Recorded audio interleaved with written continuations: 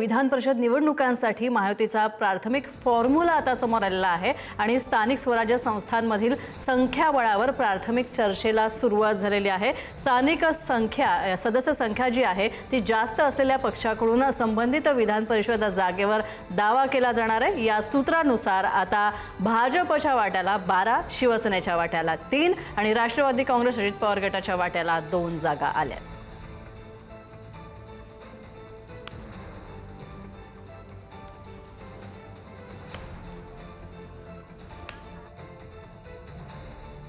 सध्या आमच्या सोबत आहेत सुशांत, काय अपडेट्स या सगळ्या संदर्भात? भाजपच्या वाट्याला साहजिक असे मोठा भाऊ म्हणून, मोठा पक्ष म्हणून जास्त जागा आहेत।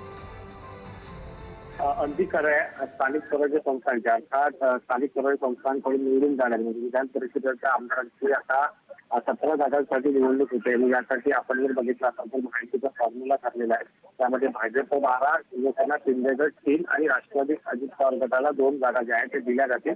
आणि यामध्ये कोणत्या जागा दिल्या जाणार आहेत तर राष्ट्रवादी काँग्रेस पक्षाला रायगड, रत्नागिरी, सिंधुदुर्ग जी अनिकेत तटकरे त्या जागेवर खरं तर विधान परिषदेचे आमदार होते, त्यासोबत हिंगोली आणि परभणी, तर शिंदेच्या शिवसेनेला आणि नाशिक आणि यवतमाळ अशा 3 जागा ज्या आहेत ते सोडल्या जातील।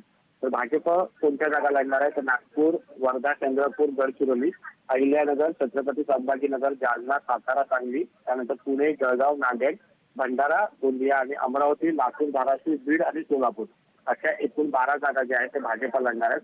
अर्थातच आता या संदर्भात बैठक जी आहे ते मुख्यमंत्री देवेंद्र फडणवीस, उपमुख्यमंत्री एकनाथ शिंदे आणि उपमुख्यमंत्री सुनेत्रा पवार यांच्यामध्ये होणार आहे। मात्र जी आपल्याला प्राथमिक माहिती मिळते त्यानुसार ज्याची सदस्य संख्या जास्त आहे त्या स्थानिक स्वराज्य संस्थांच्या ह्याच्यामध्ये त्यांना जास्त जागा ज्या आहेत ते दिल्या जाणार आहेत। धन्यवाद सुशांत या सगळ्या अपडेट्स बद्दल।